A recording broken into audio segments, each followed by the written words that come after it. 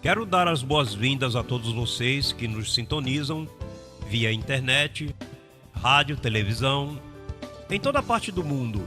E a todos vocês que escutam essas gravações. Eu recebo que os olhos do teu entendimento já foram iluminados, que tua confissão melhorou e, consequentemente, as promessas do Senhor estão se manifestando em tua vida. Recebo que a cobertura de anjos cobre vocês e que esta palavra será levada por vocês a outras pessoas. Muito abençoados.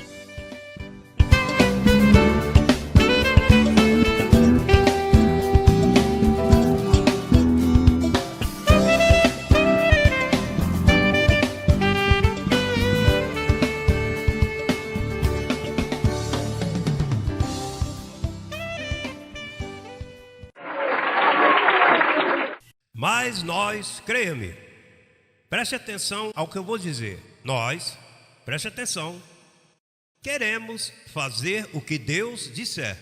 Se Deus disser que tem que se levantar uma igreja em Bogotá, nós estamos submetidos e faremos. Amém. Se o Senhor disser, nós faremos. Naturalmente, temos que ter essa confirmação, porque nós andamos em obras preparadas de antemão. Não podemos fazer obras novas. Se o Senhor não edifica a casa, então tem que ser. Se Deus der a ordem, agora se Ele der a ordem aqui para Bogotá, no nosso ministério nós não conhecemos ninguém segundo a carne. Amamos as pessoas, venham de onde vierem, passe o que tem que passar. Diga uma coisa, as igrejas do Senhor em Bogotá poderiam receber como membro oficial uma mulher com 5 maridos e o que tem não é seu marido? Jesus encontrou uma mulher que tinha 5 maridos e aquele que tinha não era seu marido. E ele disse, venha, e ela se foi gozosa, encontrei. Nas igrejas de hoje uma mulher assim não cabe, mas na graça cabe. Cabe em todos. E todos somos amados da mesma forma. Eu não me atrevo a menosprezar uma ovelha. Nós não só damos assim às pessoas como está. Não, nós nos detemos, abençoado, de cara a cara. É porque Deus nos amou tanto que o amor de Cristo foi derramado. Porque isso é tremendo. A pessoa ama de verdade. Esse é o verdadeiro amor derramado em vossos corações. Bom, todos já têm essa folha? Todos? Olha, eu tenho aqui, pedindo ao Senhor que manifeste as palavras predestinadas para esta ocasião. Porque eu gostaria de falar-lhes como Paulo, que até as 3 da manhã, esteve falando e parece que Antico caiu. E no segundo andar, se lembra disso? Não, mas ele ressuscitou, não o deixou morrer. Alguns de vocês estão aí perto da janela, mas vamos cuidar disso. Bom, aqui onde diz, a última reforma, novembro, dia 13 de 1993. O tema de hoje é a última reforma. A igreja cristã por todo mundo. Você está sendo participante. Essas reuniões é uma reunião histórica e isso vai se registrar. Nos dados históricos do que aconteceu dia 13 de novembro, as pessoas dizem que 13 de novembro é dia de má sorte e esse é o melhor dia que o Senhor fez para a Colômbia. Todos os dias são do Senhor, não há dias de má sorte. Esse é o dia que o Senhor fez. Vamos ao ponto A. Teologia cristã de hoje não sabe por quem Cristo morreu.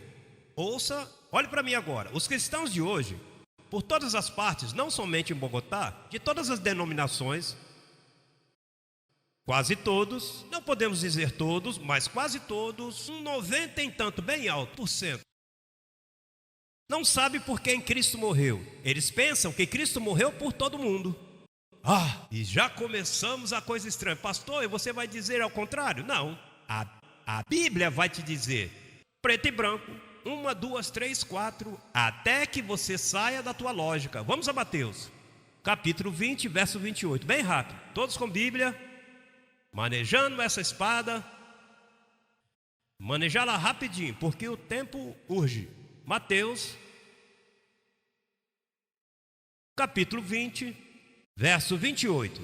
Não quero que ninguém se vá lá na Bolívia se levantaram, como 80 pastores haviam. Então um deles se levantou e disse: eu quero anunciar a todos os colegas que vocês estão frente ao falso profeta. Eu vou embora daqui e os deixo. E aquele que quiser, siga-me. Olha, e outro pastor se levantou e disse: você vai nos deixar sozinho diante desse homem? Fica aqui, ajuda-nos. Então eu me humilhei e disse: irmão pastor, se eu tive que vir de Miami à Bolívia para ser corrigido, eu não quero ser um falso profeta. Se eu estou equivocado, ajuda-me nesse dia. Olha, o homem como que disse: olha, esse cara é nosso. Mas porque a graça torna tudo manso. Mas então ele ficou e ouviu tudo aquilo. E eu então começou: bom, tá aí. Eu não sabia que você estava aí, mas tá aí. Vamos ao verso 28. Verso 28. Iluminando os olhos do vosso entendimento, Paulo orou para que os cristãos de Éfeso fossem iluminados no entendimento. Essa era a oração. Como o Filho do Homem não veio para ser servido, senão para servir e para dar sua vida em resgate por todos. Por muitos. Vamos ao outro verso. Mateus. ¿Eh? El hebreo, la traducción por muchos significa por todos. Vamos ver se é verdade. E corrigimos. Sim. Mateus. Aí mesmo. Já vamos buscar hebraico, aramaico e tudo isso aí que está escrito. Capítulo 26, verso 28. Vamos seguir. Verso 28. 26, verso 28 diz assim: porque este é o meu sangue do novo pacto, que por todos é derramado. Por muitos. Mas é por muitos, veja. Não diz todos. Vamos continuar. Hebreus, capítulo 9, verso 28. Hebreus, capítulo 9, rapidinho. Pule aí para Hebreus e depois pensamos com lógica. Agora não vamos à lógica, vamos ao que diz a palavra. Hebreus, segura aí sua mente e veja o que diz a palavra. E depois você tem permissão para entrar em lógica e definir o pensamento. Hebreus capítulo 9, verso 28. Assim também, todos aí estamos? Assim também, Cristo foi oferecido uma só vez para levar os pecados de quantos? E aparecerá por segunda vez sem relação com o pecado,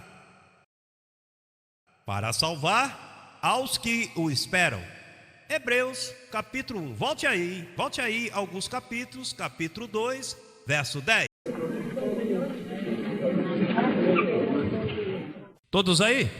Porque convinha aquele por cuja causa são todas as coisas, e por quem todas as coisas subsistem, que, tendo que levar muitos filhos à glória, aperfeiçoar-se por aflições ao autor da salvação deles. Preste atenção, eu não quero falar muito, eu quero que a palavra fale muito. Escute isso, vou te dizer um segredo. A palavra não retorna vazia. Amém. Amém. Em outras palavras, você vai estudar isso aqui e a palavra de repente vai fazer uma obra como alguém são e te ilumina. Pastor, isso de muitos eu não sabia. Quantos já haviam visto isso aqui antes? Muitos. Quantos? Ou haviam visto a palavra muitos? Sim, a palavra muitos. E agora vamos chegar a outros versos que implicam que não são todos os homens. Cristo não derramou sangue por todos. Se ele derramasse sangue por todos, salvaria todos. Mas, para que não entremos em lógica, vamos seguir lendo e ver quem Cristo amou. E a tua lógica pode te dizer: como é que um Deus de tanto amor vai fazer algo assim? Mas vocês verão o amor de Deus manifestado em tudo do que vamos ver na Escritura. Vamos a Romanos capítulo 5, versículo 15. Está escrito aí, que você leve e contenda com o Senhor em tua casa e não comigo. Lá você estude e vê tudo isso e chegue às suas conclusões depois. 5,15. Mas o dom não foi como a transgressão. Porque se pela transgressão daquele morreram os muitos, abundaram muito mais para os muitos a graça e o dom de Deus, pela graça de um homem, Jesus Cristo. Preste atenção. Quando Adão pecou, ele não constituiu a todos os homens pecadores, ele constituiu a muitos homens pecadores. Por isso é que, como Adão constituiu a muitos, e o que aqui diz? Que o pecado de um colocou os muitos em pecado. Então Cristo, por isso é que veio derramar sangue por muitos, porque o que Adão danificou foram os muitos, pois Cristo tinha que consertar os muitos que Adão danificou. Está me entendendo? Mas pastor, e por que abandonou e deixou todos os homens pecadores? O fez com que eles todos se tornassem pecadores, porque Eva teve 2 filhos. Um se chamou Abel e outro se chamou Caim. Então, preste atenção. Recebo que teus ouvidos se abram. Deus desde o céu, quando viu a esses 2 filhos, disse: olha, desde o céu, eu vou fazer separação entre esses 2 muchachos, entre essas 2 sementes.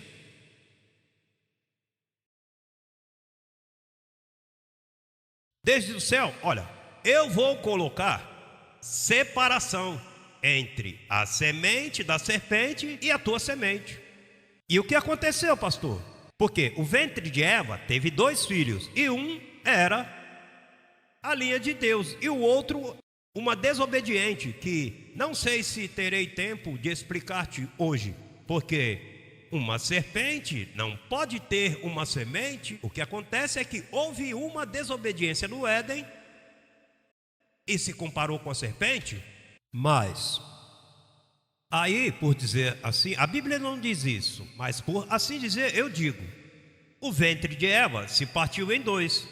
Eu digo, mas Deus disse, porque haviam 2 sementes aí. Caim é filho do diabo. Então, preste atenção, o diabo quis ficar com todo o projeto, porque se rebelou contra Deus e foi lançado fora. Então o que acontece? Como Caim vem de seu pai, o diabo, Caim, quando viu Abel, disse: essa é a semente de Deus na terra, tem que liquidá-lo. E em seguida o matou. E quando Deus se apresentou a Caim, ele disse: olha, tem que ser filho do diabo, porque tem que ser bem mau, quer dizer isso. E acaso eu sou o guarda do meu irmão? E depois disse: não me mate, conceda-me vida, porque essa semente tem que seguir. Jesus Cristo deu testemunho dela quando um dia Pedro estava lá atribulado, porque Pedro, em seguida ele disse: olha, explique-me isso, estamos aqui confundidos. Peraí, Pedro, olha, é por parábolas que eu vou falar, porque Jesus Cristo não podia explicar a ninguém, porque estava cumprindo a lei. Ele não podia falar de graça, porque se falasse, ele danificava o pacto, ele pecava contra o pacto. Então o que ele fazia era falar por parábolas. E disse: olha, Pedrito, havia um homem que tinha um sítio. Então, pois, ele plantou boa semente, esse é Deus, semeou semente boa. Então, quando se deitou, veio o maligno. Olha, ele, em vez de dizer outro nome, né? Ele não aguentou. Jesus Cristo disse, lhe escapou a ele, disse: vem o maligno e semeou semente má. Joio, né? O trigo e o joio. Então Pedro disse: então tem que tirar isso aí. Não, tu não podes fazer isso. E como vamos permitir que as 2 sementes estejam juntas? Deixa assim que os anjos de meu pai separarão as ovelhas dos lobos. Lá no final, pastor, então há lobos e ovelhas? Sim, a Bíblia diz. Agora preste atenção, olha, registra, olha, ele não virá mudar lobos para ovelhas, ou transformar lobos em ovelhas. Não, ele não viola essas coisas. O que é lobo, o que é ovelha. Preste atenção, porque o sistema não entende essas coisas. As escolas de interpretação, dizem que eles eram lobos e ao receber a Cristo se converteram em ovelhas. Isso é falso. Ele disse: eu venho buscar minhas ovelhas que andam desviadas. Somente minhas ovelhas eu venho buscá-las, porque minhas ovelhas ouvem a minha voz. Tu sempre foste ovelha, sempre foste ovelha, sempre foste ovelha. Por isso é que você está aqui, olha, atenção, falou por parábolas, a parábola das dracmas perdidas, da moeda, lembra? Diga-me uma coisa, poderá uma moeda que caiu aí no cantinho, a moeda ganhar vida e dizer assim, estou aqui? As moedas não podem falar a verdade, mas o que acontece? Se a moeda é minha, eu perdi, quem é que tem que encontrá-la? Por que eu posso encontrá-la e levá-la comigo? Porque é minha? Portanto, preste atenção, tu és da semente de Abel. E não sabia de fato? Tu és um escolhido. Olha, vamos ver como fazemos isso? Quando um homem e uma mulher têm relações sexuais, eles procriam filhos, verdade? Agora preste atenção. Nós, como seres humanos, temos a habilidade de criar cabelo, carne, sangue, tecidos, ossos, nervos, mas nós não temos a habilidade de criar espíritos. Olha, você não foi criado para isso. A Bíblia diz que Deus é o pai de quem? Então, o que você é? Um espírito que vive aonde? Em um corpo. Então a pergunta é, pastor, eu venho da família de Jesus. A minha mamãe e meu papai se conheceram e tiveram a mim. Mas e meu espírito? De arriba. Pastor, quando Deus criou o meu espírito, imagine que eu me ponho a falar assim, Senhor, e como tu fizeste ou puseste aí um espírito quando a mamãe e o papai se procriaram? Então Deus vai me responder, José Luiz, eu não estou criando espírito em 1946, quando você nascia. Eu criei os espíritos antes da fundação do mundo. Olha isso. Então, meu espírito estava com Deus desde antes. Vamos ver, João 6,44, ver se estamos falando a verdade. Deixa que essa cera que tampa teu ouvido amoleça. Não lute contra isso, e isso não vai te servir para nada depois.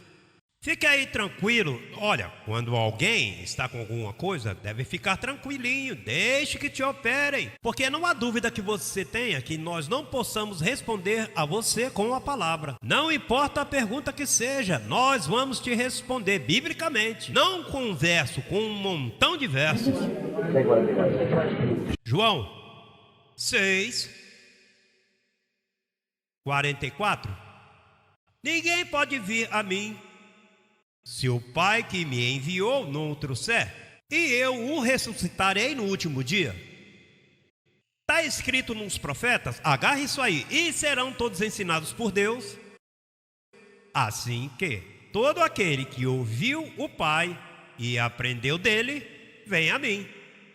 E quando você ouviu o Pai?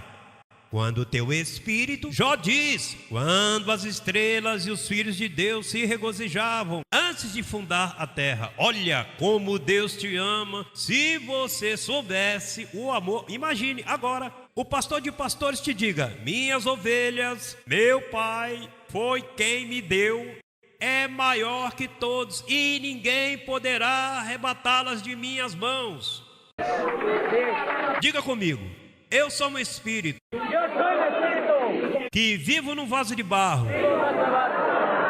Isso Deus chama de tesouro. Temos esse tesouro em vasos de barro para que a excelência seja do poder de Deus. Preste atenção. Então o que acontece? Houve uma desobediência. Satanás, com o seu projeto, disse, eu quero roubar a patente. Tem que buscar a forma de que Eva coma. Eu tenho que penetrar ao ventre de Eva. Eu tenho que trazer. Eu tenho que me pegar aí. E a semente tem que seguir por aí. Não vai dar tempo de falar isso sobre as duas sementes, mas nós temos muitos estudos sobre isso. Mas é claro, sem dúvida, porque muitíssimos, que tu entendas que há duas sementes. Agora preste atenção. Quando Cristo veio e morreu por muitos, quais foram os muitos os quais ele veio morrer?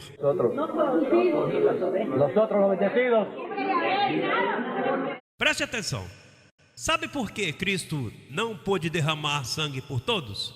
Porque os filhos do diabo estão nessa terra. Ai, pastor, como é que você diz isso? Tem filho do diabo aqui então? Você sabe o que Paulo disse? Olha, Paulo disse: irmãos, oremos por causa de homens maus e perversos, porque a fé não é de todos.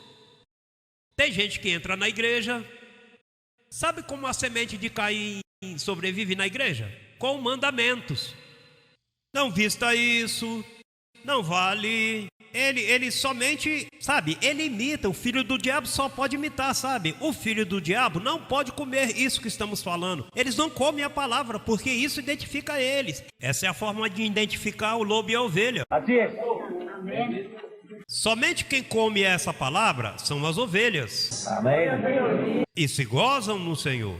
E sabia, olha, eu tenho conhecido pastores que já me disseram: olha, pastor, eu suspeitava que isso era assim, mas eu não me atrevia a dizer isso. Não me atrevia. Mas agora que você disse, você pôs em forma verbal. Mas o meu espírito, eu não sabia colocar isso em palavras. Pastor, então, há duas sementes nessa terra. Olha, o ladrão na cruz, lembra? O ladrão na cruz. É um grito à humanidade que haviam dois ladrões. E são dois ladrões, haviam dois ladrões. E por quê? Um teve que dizer ao outro: você não teme ao próprio Deus? Onde será que esse ladrão fez estudo bíblico? Que não sabia que ele era Deus, que o ladrão soube por revelação. Aquilo é um grito à humanidade. Há duas sementes, e aqui eu morri pela minha. Preste atenção no que eu vou te dizer. Olha, aqui sim você tem que segurar bem as calças e as saias. Olha, quando Cristo morreu, diz que houve um gozo posto diante dele. Você sabe qual foi o gozo posto? Ele viu o livro da vida, e quando ele viu isso tudo, ele disse: ah, anda, eu vou morrer por isso. Em teu nome aí, olha, diz que com gozo posto ele disse que sofreu morte, e morte de cruz. Agora, segura-te agora, escuta isso. Ali, ele consumou a obra, ou seja, ele roubou tudo que Adão tinha feito contra os muitos, todos foram salvos ali. Mas eu não sabia. Na consumação dos tempos, um dia os olhos do entendimento foram iluminados pelo Espírito Santo. Mas eu não fui salvo em 66, eu fui salvo há 2000 anos atrás, lá na cruz.